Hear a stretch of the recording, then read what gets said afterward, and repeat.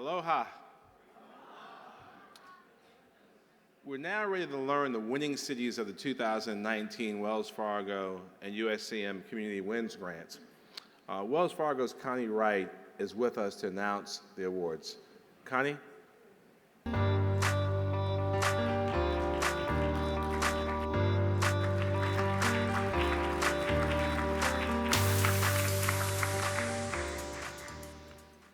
Thank you, Mayor Benjamin.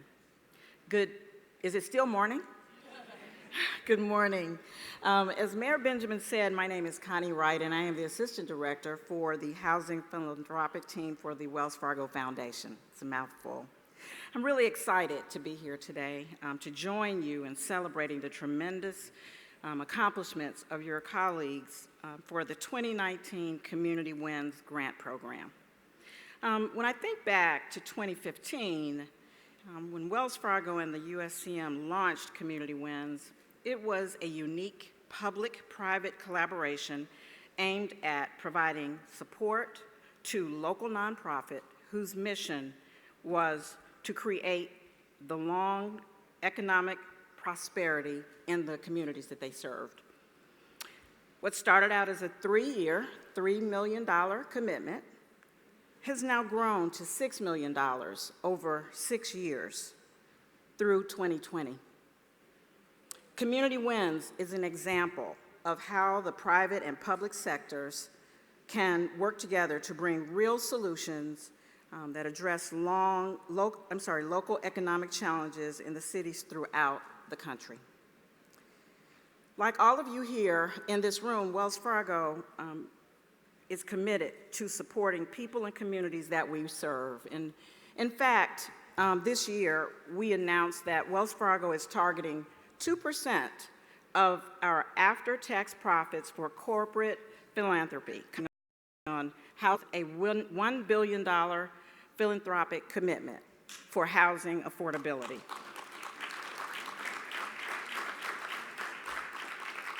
As part of that work, of course, we will continue to support homeownership. It is really a strength that we have continued to embrace over the years since the Great Recession. But beyond homeownership, we will also have new priorities in addressing homelessness, affordable housing as it relates to rentals, and transitional housing. And so in January, the U.S. Conference of Mayors announced a call for the Community Wins applications, and I'm happy to share that 136 applications were submitted from around the country. An independent panel of judges selected recipients from applications representing small, medium, large, and metropolitan cities. Each category will receive 2 grants that will go to city-based, nonprofit organizations for a total of 8 grants. In each category, there is 1 nonprofit and mayor recognized for an Outstanding Achievement Award and 1 for top honor achievements. The passion and vision conveyed in all of these applications demonstrates the amazing leadership from all of you and the nonprofits that you work with day in and day out in your communities. And so now, let's get right to it. I will start with the category of small city, and that is for mayors and nonprofit partners for cities of populations of 50,000 or less. So, for the Small City Outstanding Achievement Award, please join me in congratulating Plainfield Mayor Adrian Mapp and the Second Street Youth Center Pathways Stabilization Program, a long name for great work.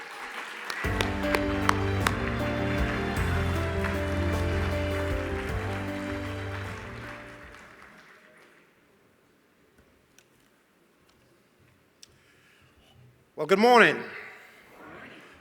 First, I want to thank the U.S. Conference of Mayors for this opportunity.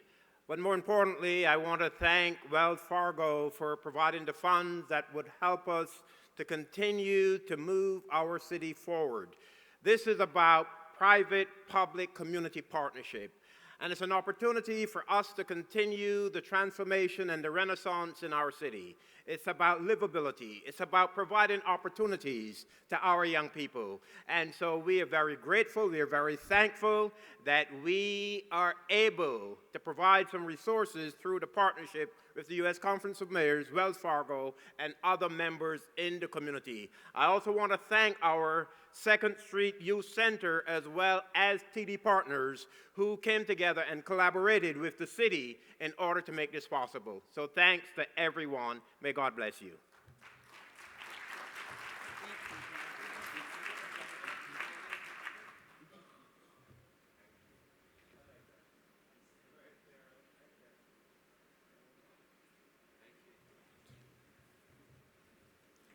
Okay, so continuing with the small city category, the first place grant recipient receiving $75,000, please join me in congratulating Romeoville Mayor John D. Noak on behalf of Lewis University for the Lewis Innovation Hub.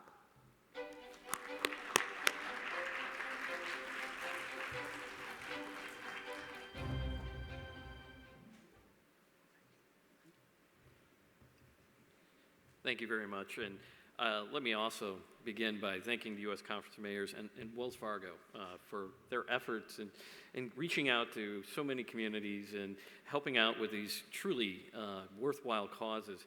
And we have a wonderful partner, and I want to thank our partnership. This is actually a partnership with our Enterprise Zone, Des Plaines Valley Enterprise Zone, Lewis University, Dr. Livingston and their faculty and their board who have been a fantastic partner. You know, this award recognizes us, and I think it shows that even smaller communities like ours can truly make a real impact when it comes to innovation and growing the businesses of the future. And I invite anyone to come out and check out what we're doing with this university and our region in order to create new opportunities that will bring us into the future. And once again, thank you, and thank Wells Fargo and the U.S. Conference of Mayors for this distinguished honor. Thank you.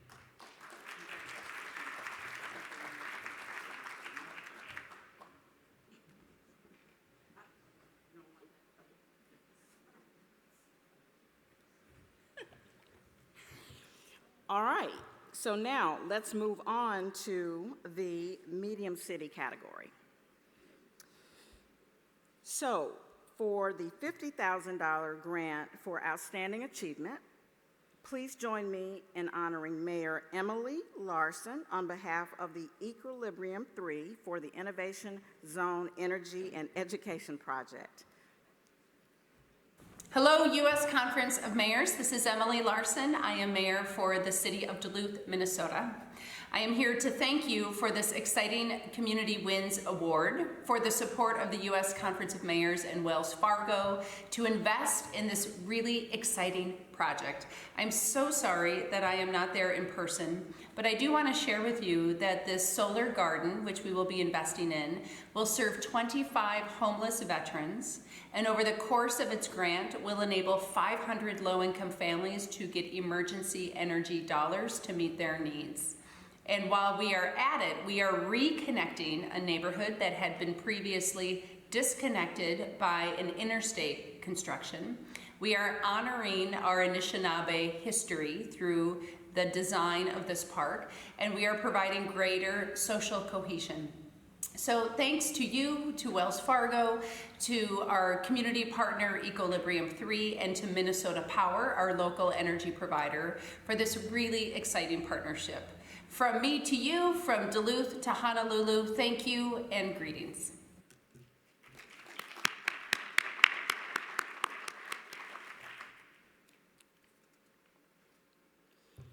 And so now for the first place winner for the medium city category, being awarded $150,000 earning in some sense.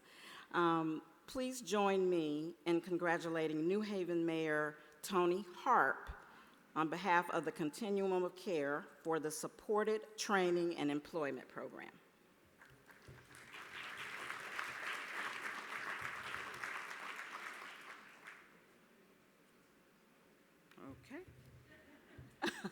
Okay, so Mayor Harp was, I think, not able to attend today, and so we will accept that award on her behalf. Please join me in congratulating her again.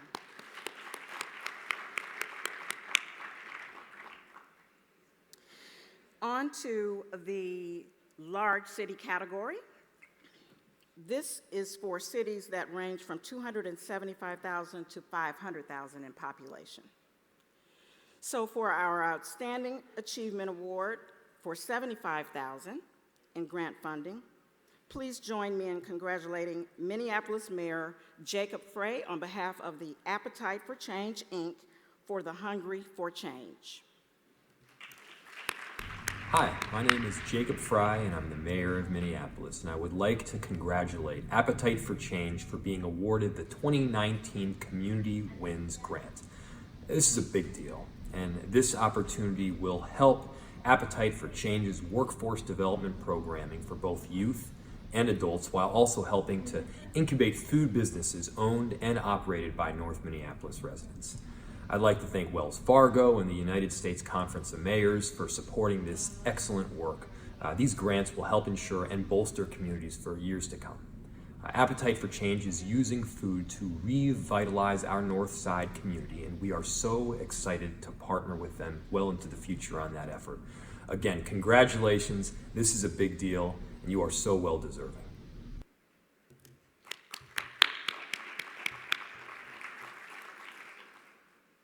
And for our first place winner for Large City, and for $200,000 in grant funding, please join me in congratulating Atlanta Mayor Keisha Lance Bottoms on behalf of the Wellspring Living, Inc. for the Women's Academy. Hello, I'm Keisha Lance Bottoms, and I'm sorry I can't be with you today. As Mayor of Atlanta, I want to thank the U.S. Conference of Mayors and Wells Fargo for honoring our great city with this 2019 Community Wins Grant. We're committed to building one Atlanta, a city that is affordable, resilient, and equitable for all. Thank you for your generous award. Your support of Wellspring Living and the Women's Academy will help meet the needs of our most vulnerable residents, who often face challenges of displacement, economic inequality, and the threat of human trafficking. In the spirit of One Atlanta, we are committed to helping our sisters and brothers in need. This grant will enhance our progress and help save lives. Thank you.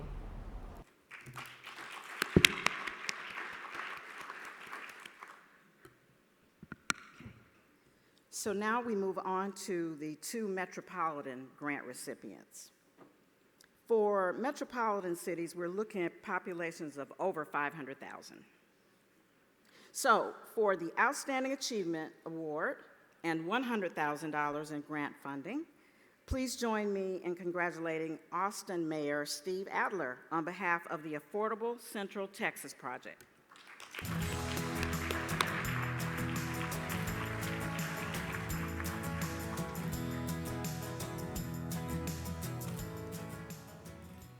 Thank you to the U.S. Conference of Mayors, and Connie, thank you to Wells Fargo, not only for this award, but for all that Wells Fargo does in our community. They have a wonderful down payment assistance program that our community is taking advantage of, so thank you so much for that.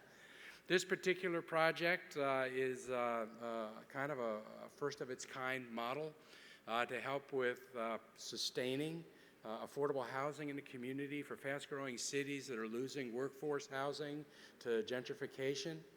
We have 42,000 units of workforce housing in Austin on transportation corridors, and every one of them is not being put to their highest and best use. It means that a developer can buy them tomorrow, invest $10,000 a unit, change out the flooring and the appliances, the countertops, and then rent them tomorrow for 40% more, displacing the people that are currently in those units. This project has created a private market, non-subsidy, non-philanthropic model to actually step in the market and preserve that workforce housing. We hope to save a couple 100,000 people in our city, and it is transportable to other cities if anybody's interested. Thank you so much for this award.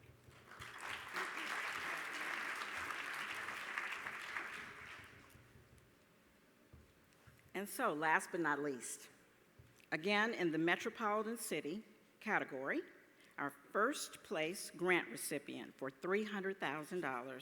Please join me in congratulating the Albuquerque Mayor Tim Keller and the C&M Film Production Center of Excellence at the Albuquerque Rail Yards.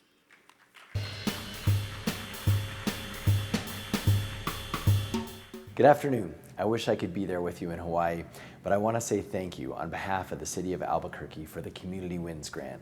We really appreciate all Wells Fargo has done and the U.S. Conference of Mayors to make this happen for us at our Central New Mexico University. This program hopefully will turn this wonderful space into a filming center for excellence. And because now we have a Netflix studio and just recently announced the coming of NBC Universal, we are a film capital for America, and we're proud to have partners like the Conference of Mayors and Wells Fargo through the Community Wins Grant.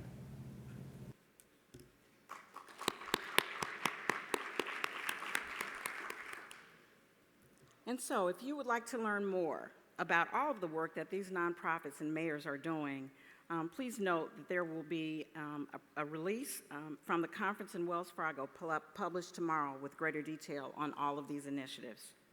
And so I would just like to say again, congratulations to all of the mayors and the cities and the nonprofits that are doing this tremendous work and who were recipients of the 2019 Community Wins grants.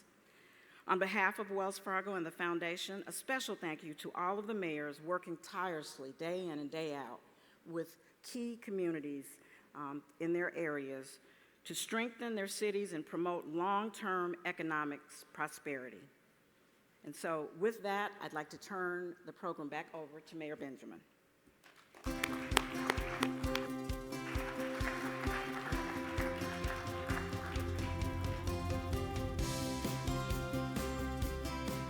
And we want to thank Connie and Wells Fargo for their incredible support of this important awards program, and congratulations again to all of our winners.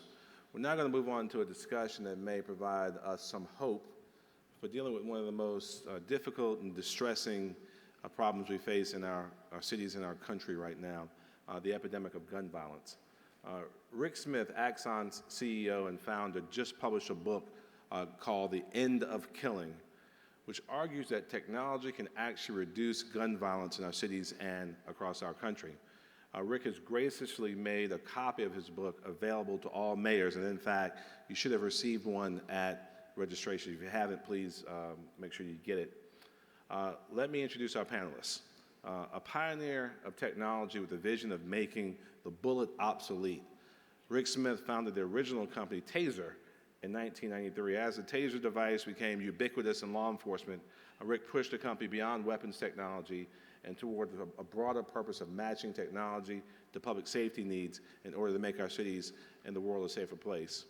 Joining Rick in this conversation is a mayor whom we all know well and whose city was changed forever last year, and our country was as well, with the horrific shooting at Marjorie Stoneman Douglas High School, the mayor of Parkland, Christine Hunchofsky, our friend. So let's hop right into this discussion. Hey guys, thank you. Thanks so much. Thank you. Thank you, Steve. Christine's my friend, if you guys hadn't figured it out yet. They don't pass out the sugar like that. Steve's the best. We all know that. That's my buddy. So Rick, the End of Killing puts forth a really intriguing and also controversial idea, one that almost seems impossible given the realities we face in our cities. What do you mean by the ending of killing in our lifetime? Well, today, when we kill each other, it's usually not because that is the intention. And I'm most familiar with police use of force, right? When police kill someone, it's not because they are intending to execute someone, but frankly, the only technology that reliably stops a threat is the firearm that's been around for hundreds of years. I'm a bit of a geek. You can take a little inspiration from science fiction. If we can develop better technology that stops a threat without killing them, then the need to kill people literally goes away. And it might seem a little crazy. It's very logical, actually. But, you know, it's, So I think killing today is a technology problem. We kill when we don't have the technology to do the job without taking somebody's life. And so we fire these medieval weapons that fire hot shrapnel at people and blow holes in their bodies. And I think before the end of my career, I think we'll look back and we'll remember these days as a distant and ugly past. The two scenarios in your book in which you claim that can be solved by, oh, please.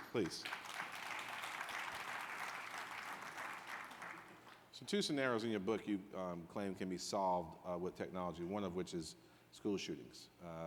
Can you expand on how technology can help solve this terrible problem?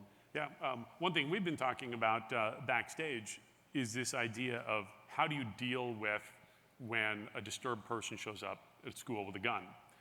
And unfortunately, I think a lot of times we fall back into the debate that we've all had of do we need more guns or less guns, more gun control or less.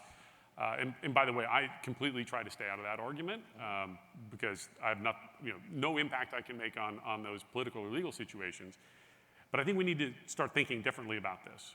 So I put forth in the book one of the more futuristic scenarios, but it actually doesn't require a ton of new technology, which is what if we actually emplaced at schools police-operated drones that could actually take out a threat with non-lethal force. And that was actually the thing I expected in the book to get the most sort of explosive blowback in the media.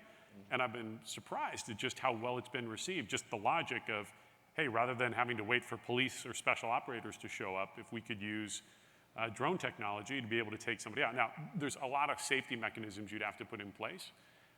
But I think approaches like this could bring us an entirely fresh perspective, that's maybe a little different than arming 3 million teachers, with handguns, which is one of the proposals that's on the table. I think comes with a lot of other risks. Sure, absolutely. Christine, in February of last year, your city and the entire country was turned upside down with the horrific shooting at Stoneman Douglas High School. It's happening, obviously, much too frequently all across our country. How have you worked with the city and the community and young people and others to try and heal after this and also try to improve security? Well, a couple of things we did. One thing we did right afterward is our Broward League of Cities got together a lot of the stakeholders, whether it be Broward schools, police, fire, people from Broward behavioral health, various health providers, mental health providers in the community, and other city officials, and it was all about breaking down the silos. I think one of our biggest challenges with safety in any community is the lack of communication and sharing information with one another. Broward Schools recently allowed the police officers to have live access to the cameras so that if there is something going on, they have their eyes immediately. So those are some of the security things. We increased the number of SROs at all of our schools. We have 3 at the high school and 2 at our middle school and 2 at each elementary school. Additionally, we hired an SRO supervisor as the liaison to keep track of what's going on in the schools and in the community from a juvenile perspective. That way you can kind of know if something's going wrong and someone needs help. For our National Night Out, we actually added on as part of kind of the healing, get to know your SRO. So we had the SROs from all our schools come out for National Night Out so the parents and the kids could get to know the people who are on their campus protecting them to make them feel more comfortable about it. Additionally, we have brought in experts on security, mental health, psychology to speak to our community and to help us find a path forward. And wellness is something that's ongoing. We've had a lot of people coming in teaching us different wellness techniques that, mass shooting or not, all communities can use. Coping mechanisms, working with the kids on that. Sure.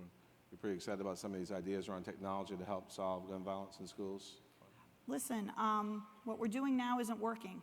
So I think it's great that if we can challenge the government to find autonomous vehicles and to find other technological solutions, that they should also be looking for technological solutions as one of the many things we can be doing in this environment. Yep, absolutely. Please. If I could add in on that, we were having a conversation backstage that if you think about it today, it's really difficult for any school to innovate in a really transformative way around safety or technology.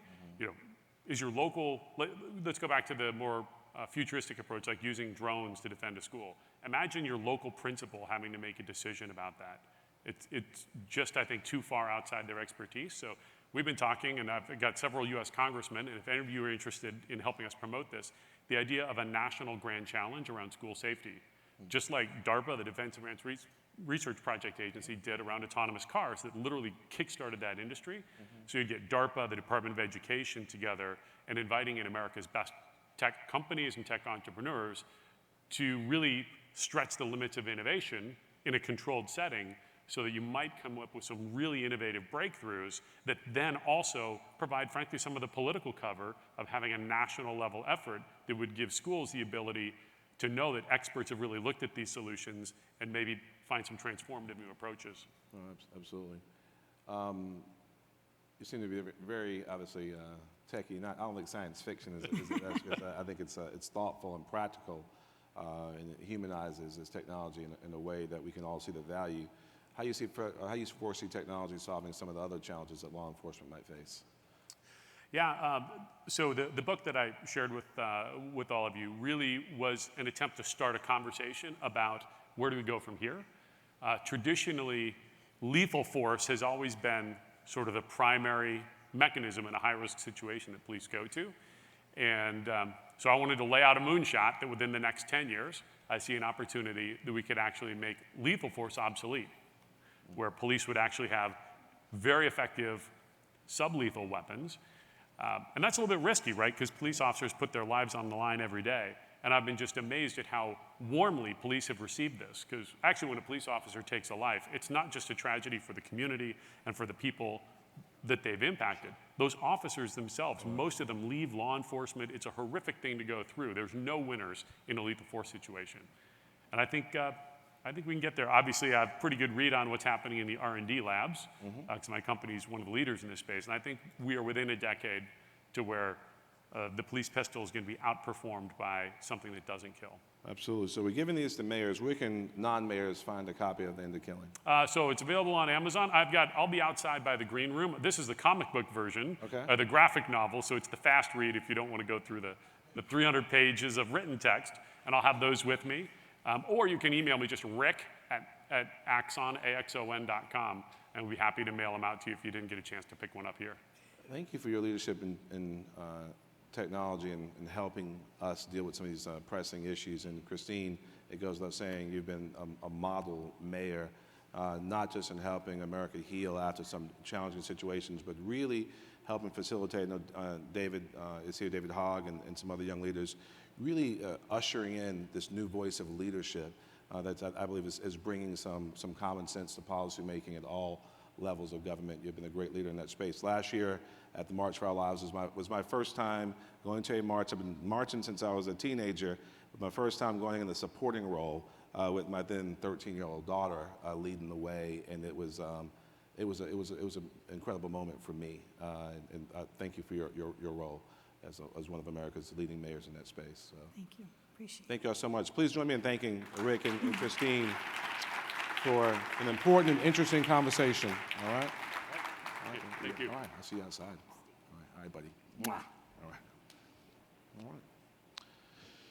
So this morning's discussion now turns to what I feel is maybe the most meaningful initiative I've had the pleasure of launching during my time as president of this great organization. The Mayors and Business Leaders Center on Inclusive and Compassionate Cities was officially launched in a meeting of mayors by the conference last November in Montgomery, Alabama. We chose Montgomery because of what that city represents and the history of civil rights and struggle in this great nation, and also because it's now home to the National Memorial for Peace and Justice, as well as the Legacy Museum. If you haven't been there, I will tell you it is an amazing experience. Both of these were created by the Equal Justice Initiative under the leadership of Brian Stevenson, with whom we held a meaningful discussion during our meeting there. In the troubling days following the violent and deadly supremacist demonstrations in Charlottesville back in August of 2017, more than 325 mayors, just in a matter of days, signed a mayor's compact to combat hate, extremism, and bigotry. This compact, which the conference drafted in concert and partnership with the Anti-Defamation League following Charlottesville, included 10 specific areas in which mayors could work to counter the divisiveness and the hate being sown across this great country. It was the mayor's immediate and compelling call for action that quickly led the conference to commit to establishing a center that would support mayors' efforts to consciously across this country work to build equitable, more inclusive, and more compassionate cities. Some of us, we think it just happens naturally, but in the age in which we live right now, it really does require some additional training for all of us to try and navigate our communities through these difficult times. I announced the plans to establish a center during my inaugural address in Columbia in May of last year, and again in June during the President's address at our 86th annual meeting in Boston. Our friends at Walmart were involved in the discussions of the center from the very beginning and provided the funding needed to launch it. Quickly thereafter, Coca-Cola and Comcast followed with their pledges of support, and we're so thankful to each of them. Can we give a round of applause for Walmart, Comcast, and Coca-Cola? One of the basic tenets of the center is that each major meeting convened by the U.S. Conference of Mayors will include a discussion as to how we can overcome hate, extremism, and bigotry and work together toward a much more inclusive and compassionate country by working in America's cities. So we began this process at the winter meeting. In this meeting, in this session, we're going to talk a little bit more with some national leaders in this effort and with local leaders who have stories to tell about what's happening in their communities. So let me first introduce our panelists. Dr. Alan Curtis is the president and CEO of the Eisenhower Foundation. Early in his career, Dr. Curtis was a co-director of the Crimes and Violence Task Force for President Lyndon Johnson's National Commission on the Causes of Prevention of Violence, which is formed, hey, good to see you, Doc, which is formed following the assassinations of Dr. King and Senator Kennedy. Later, he worked in several key urban policy positions for President Carter. Throughout his career, his focus has been on reducing inequality, poverty, racial injustice, fear, and crime. So, welcome, Doc.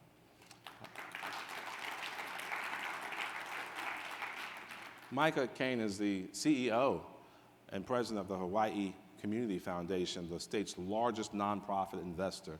The foundation brings together philanthropic partners with nonprofit, community, business, and government leaders to leverage social investments to solve critical issues facing Hawaii. So welcome, Micah.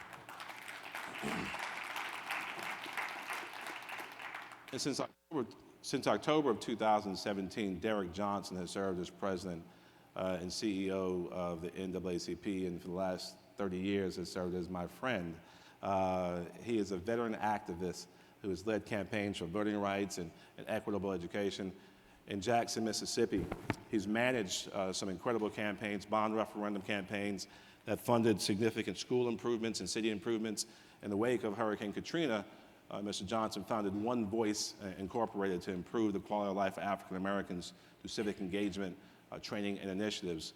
Our fourth panelist, please, Derek Johnson. Our fourth panelist, like those appearing with him, a CEO, but a different type of CEO. He is not only the chief executive officer, he's the chief elected official of Richmond, Virginia, LeVar Stoney. Who you may remember lit the stage up last year in Boston with an incredible stirring address. LeVar Stoney took office as Richmond's 80th mayor at the close of 2016 after having served as the Secretary of the Commonwealth of Virginia under Virginia Governor Terry McAuliffe. He was the youngest member of the McAuliffe administration and was the youngest mayor in Richmond's history when he became the 80th mayor at age 35. So, Mayor Stoney. So. He was in the back cracking jokes at me a little while ago.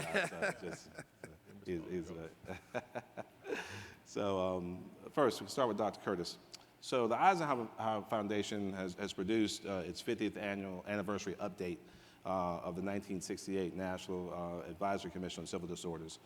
The commission was widely known then as the Kerner Commission, and it concluded that America was heading toward two societies, one black, one white, separate and unequal. You're a co-editor and author of the 50th anniversary report. Was the Kerner Commission's assessment correct? What did your report show? Mayor Benjamin, yes, it was. The Kerner Commission in 1968 said that we had made little progress in reducing poverty and inequality and racial injustice. 50 years later, we reached the same conclusion.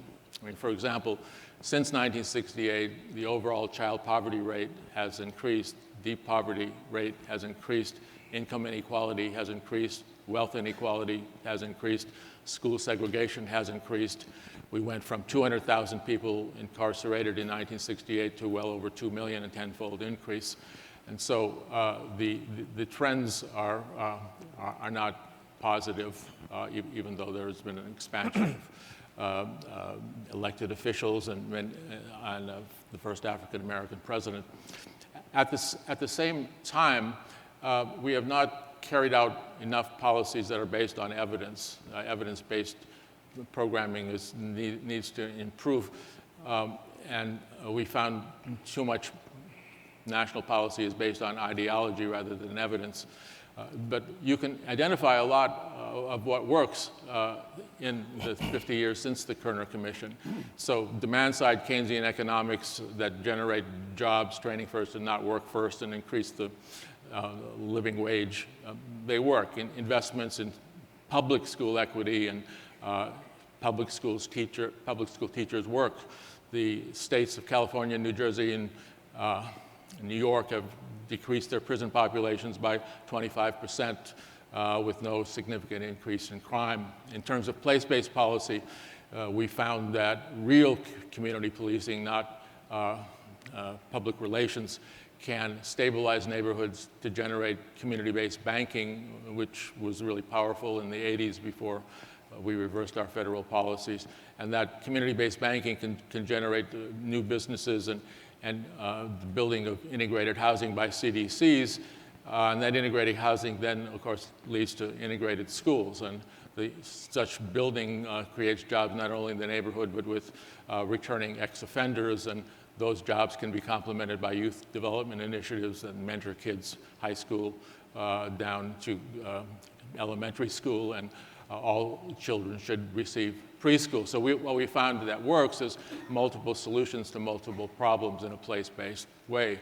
On the other hand, we said we should scale up what works and finance it by scaling down what doesn't work, like supply-side tax breaks for the rich, prison building for the poor, the failed TANF program, zero-tolerance policing. And we concluded most of all that what doesn't work is 1980s rhetoric about government being the problem. We found that the problem is dishonest government and corporate greed. So the solution ought to be good government combined with regulation of greed, combined with an expansion of the nonprofit sector. And lastly, what we concluded is we can't scale up what works because we still don't have the new will that the Kerner Commission said was needed. Dr. King was working towards an economic justice coalition in '68 that would begin down the path of new will, but of course he was assassinated.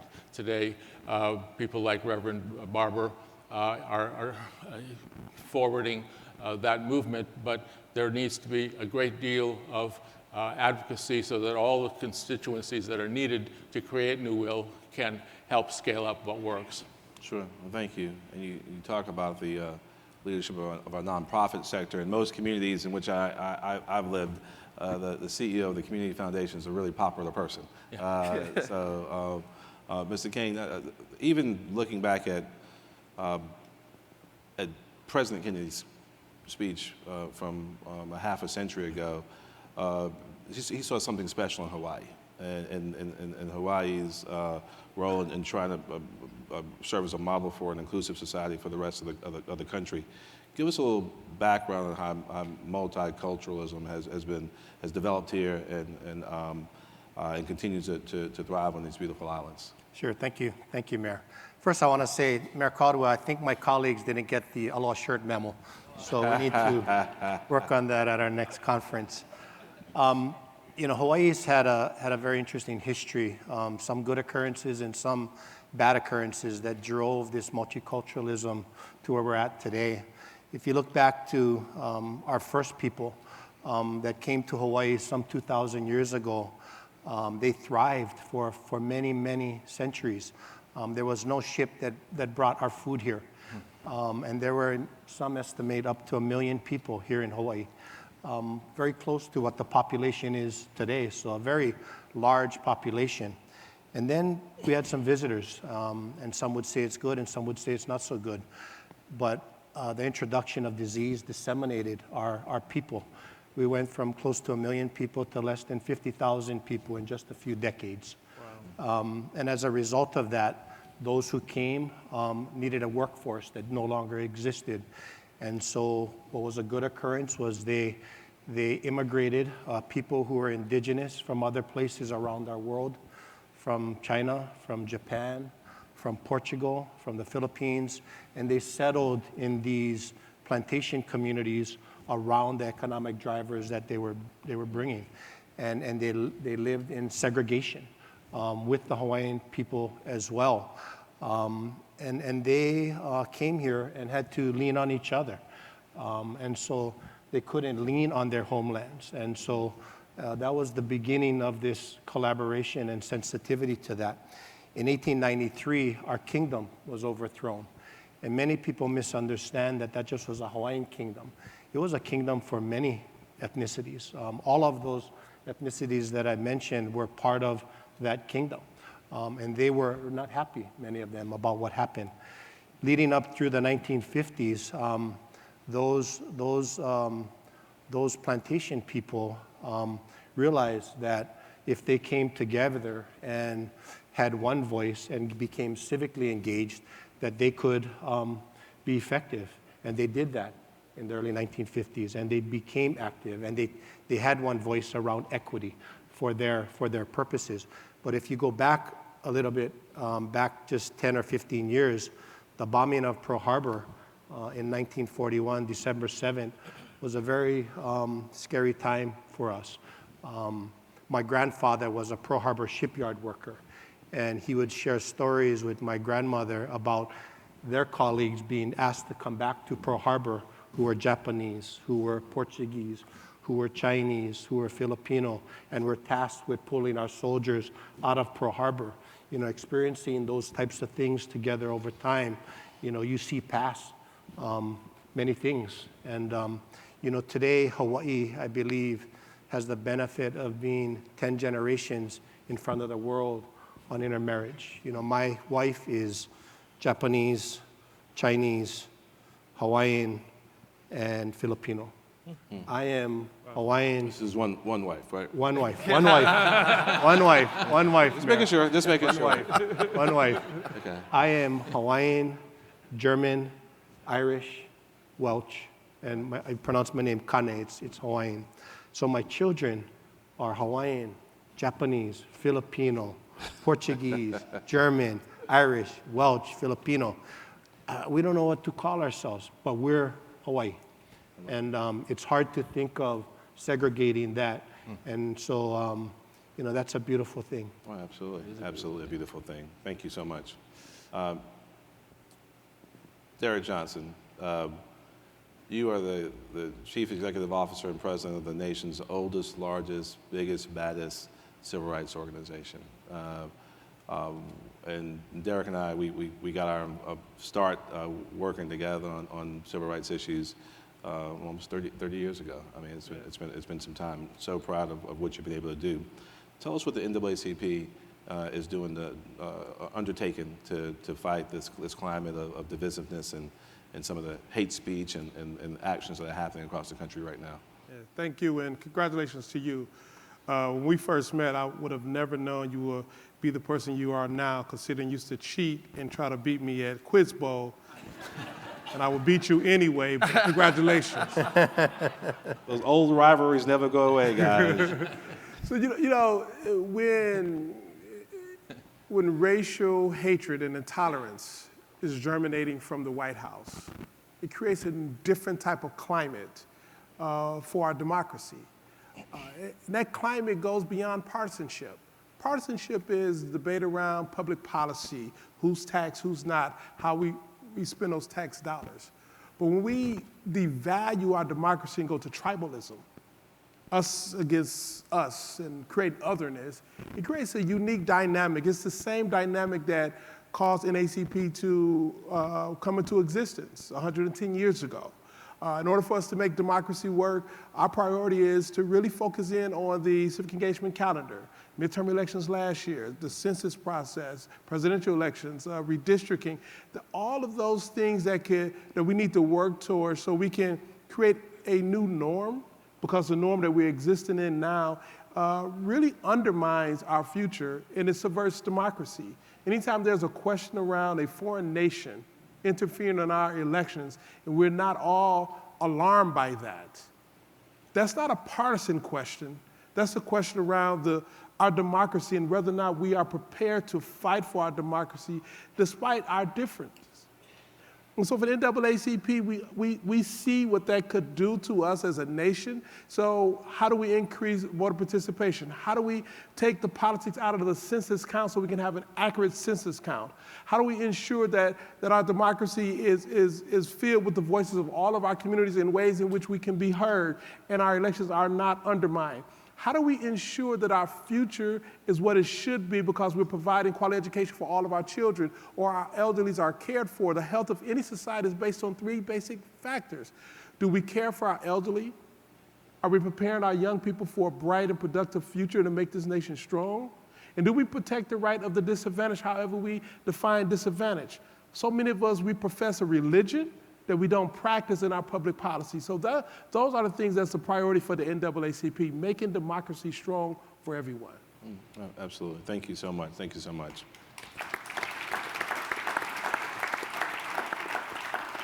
And Mayor Stoney is with us this morning to describe a program that he's worked on in Richmond to respond to a problem that has approached crisis proportions all across this country when systems work, sometimes as they were not intended to, and sometimes as they were intended to. That problem is evictions.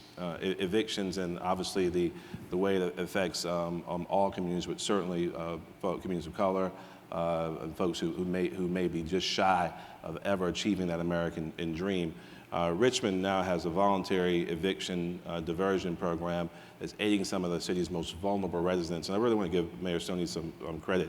A credible article came out, maybe the New York Times last year. South Carolina, Columbia, Richmond, there's a number of cities that were dealing with this challenge. With the mayor who I believe above every other mayor in the country who stepped up, took it head on, was LeVar Stoney. And why don't you tell us about what you've been working on, LeVar? Yeah, Mr. President, thank you for the opportunity. As you know, many of our cities are facing the challenges of beating back poverty in our cities. With the recovery from the recession, a lot of our cities have become more prosperous, but unfortunately that prosperity has not been spread throughout our populations. What we saw on the front page of the New York Times was that Richmond had the second highest rate of evictions across the country. 11.44% of our population was experiencing the ills of evictions. And we know that we are in a battle each and every day to ensure that all of our citizens have an opportunity to upward mobility. There's a few ways you can do that. I think investments in mass transportation, investments in job creation, policies around job creation, investment in public education and workforce development, and also investments around housing as well, policies around housing. Our housing approach is three-pronged. We want to ensure that each and every one of our residents have some security around housing, so those who are homeless, more affordable housing, and also the eviction diversion program. What we found out in Richmond was that about 18,000 eviction lawsuits are filed each and every year. 3,000 of those residents are forcibly removed by the sheriff's department. All right, 3,000. So what we've done is, with the partnership with the Central Virginia Legal Aid Society, a nonprofit, and also Housing Opportunities Made Equal, and also the court system as well, is to begin an eviction diversion program to launch in August. What we're going to do is we're going to have an opportunity now for judges to divert an eviction. The defendant, the tenant will have an opportunity to sit at the table with the landlord and also a pro bono attorney as well. We, the local government, will provide the extra dollars to pay the person's rent. Normally, the reason for eviction is because of the inability to pay up towards the $300 in rent. People are being kicked out of their homes because of $300 or less. And what we also found out was that the areas of our city where the eviction rates are high also showed where our schools were unaccredited as well. Can you imagine walking into a school each and every day and not knowing where you're going to sleep at night? Unfortunately, many of our kids face that challenge. And so we're going to get the tenant and the landlord at the table to divert that eviction. We will provide money to pay the rent, so the landlord will be whole. Also provide financial services as well, educational, financial literacy education as well, so they don't find themselves in this predicament again. Richmond, unfortunately, has been a model for exclusion in our past. It's the former capital of the Confederacy. If we want to be a more prosperous, more competitive community, we also understand that each and every resident has to have a piece of that prosperous pie. And that means ensuring that even those who are facing the challenges of eviction deserve the opportunity to stay in their homes. Amen. Amen. Thank you for your leadership. Thank you. Thank you.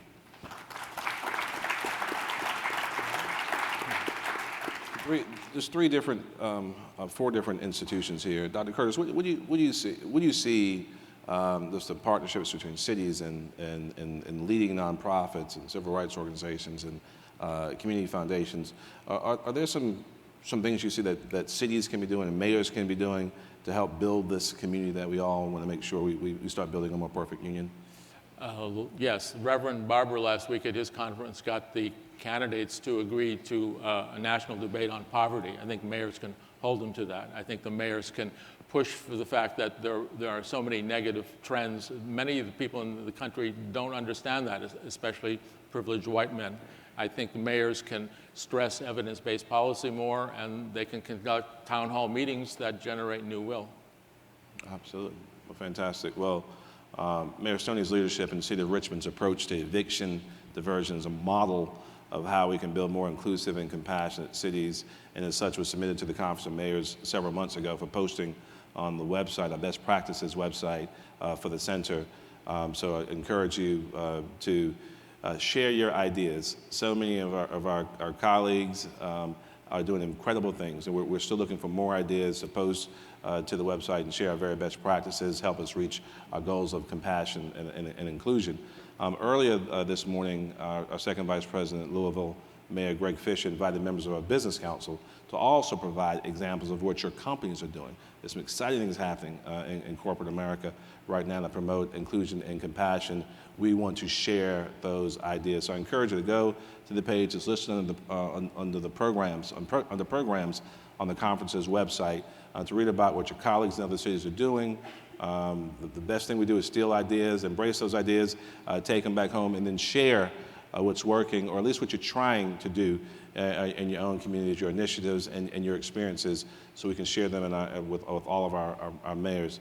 Again, I want to thank Walmart and Coca-Cola and Comcast for their initial support of this effort. I do believe that just as I look back over the course of my life, if in fact we've done something to help create a city for all people in Columbia and help replicate that all around this country, I do believe the men and women in this room are the people who are going to make it happen, and it will be the most significant legacy of my opportunity to serve. I want to thank these incredible panelists. Thank you for being here. Thank you for sharing, and thank you for making this this conversation very special. Godspeed. Absolutely. Yeah, bro. Good to see you, man.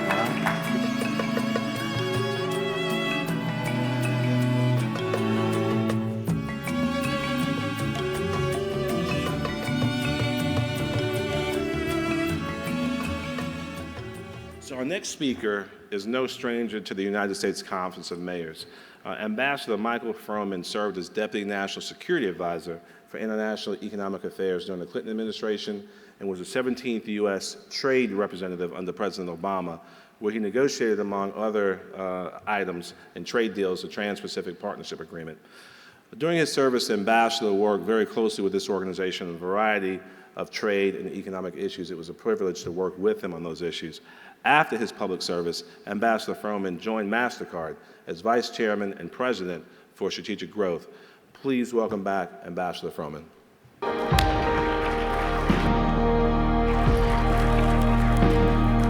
Well, thanks very much, and it's really a great pleasure to be here. I want to thank Mayor Caldwell. Mayor Caldwell and I actually were next-door neighbors in Washington, D.C. for 4 years. We shared a driveway and shoveled each other's driveways back when Mayor Caldwell knew what snow was. So it's a great pleasure to be in Honolulu here. And I want to thank Mayor Benjamin as well. As he said, we worked very closely on a number of trade issues in the past. And one thing I could always count on Mayor Benjamin and the U.S. Conference of Mayors is really understanding just how critical it is that the U.S. show leadership in opening markets to U.S. exports that support jobs back in American cities. The reason I'm here, it's no great mystery. You all know better than anybody, with 70% of the world's population likely to live in cities, 80% of the world's economic activity likely to take place in cities, the challenge of urbanization, and particularly inclusive urbanization, is paramount. And from our perspective, we thrive where there are thriving economies, and to have a truly thriving, sustainable economy, it's got to be based on inclusive growth. What we're focused on at MasterCard is working with mayors around the country and around the world, really around 3 sets of issues. Helping them improve the efficiency of their delivery of services to their citizens, helping them promote economic development, and helping them ensure that the urbanization that takes place is in fact inclusive.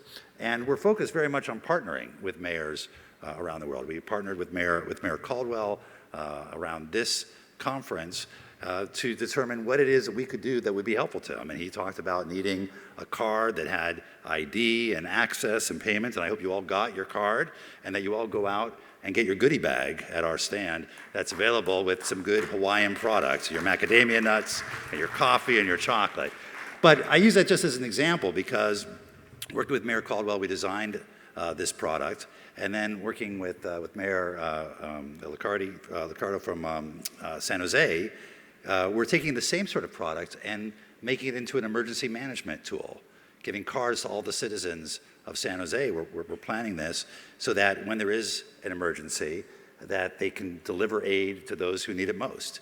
Or working with the homeless population there to make sure that as the homeless get assistance on mental health or addiction or other training, that they can be rewarded with more money on their card. And so it's that sort of partnership that we want to work with mayors generally, bringing their needs to the table and our capabilities to the table. We're delighted to be working with Mayor Garcetti and Accelerator for America on opportunity zones, where we've learned that the data that we collect on spend behavior around the country can be very helpful to mayors in helping determine what projects will have the greatest impact on distressed communities without leading to the kind of displacement and gentrification that has had negative implications. And so working with Accelerator for America and a number of mayors, including Erie, Pennsylvania, we've been working on New Orleans and others, helping them develop their investment prospectuses so that they're armed with data when investors come in and they can try and direct them to the projects that matter most. And then we've been working with thought leadership institutions, whether it's Harvard or the Urban Institute or the Brookings Institution, to do research that's relevant to the challenges that face American cities. And I'll just highlight one example that we're doing at Brookings, where a scholar has been really looking at what are the industries that are declining around a city, what are the industries that are likely to be attracted to that city, what are the skills of the labor force in that city, and how do you bridge the skills necessary so that that labor force can take advantage of the incoming industry. And just to give one example, I don't know whether the mayor of Boise, Idaho is here at this conference, but she's been going out to Boise regularly to share her learnings with the mayor and the city council there as they figure out how to take their limited resources and put it to maximum use to attract the right sort of companies there. We do this in the spirit of collaboration through something called City Possible, because none of these issues these issues are all too big for any one mayor or any one city to resolve. And so if we can bring together mayors from all over the country, all over the world, together with the private sector, nonprofit organizations, academic institutions, to help solve problems together. And the commitment is, as one city solves a problem, they'll share the results and the learnings with all the other participants so that we can replicate and bring to scale those solutions as quickly as possible. And we've got more than 25 cities in that network now, and a multiple of that are in some process of joining. And that we see as really our value added is in helping to create this trusted network between cities, academic institutions, other businesses to help solve the problems that you have. And with that, let me just say thank you very much for having me and for allowing us to be part of this journey with you. We very much look forward to going on this process with you together. Thank you.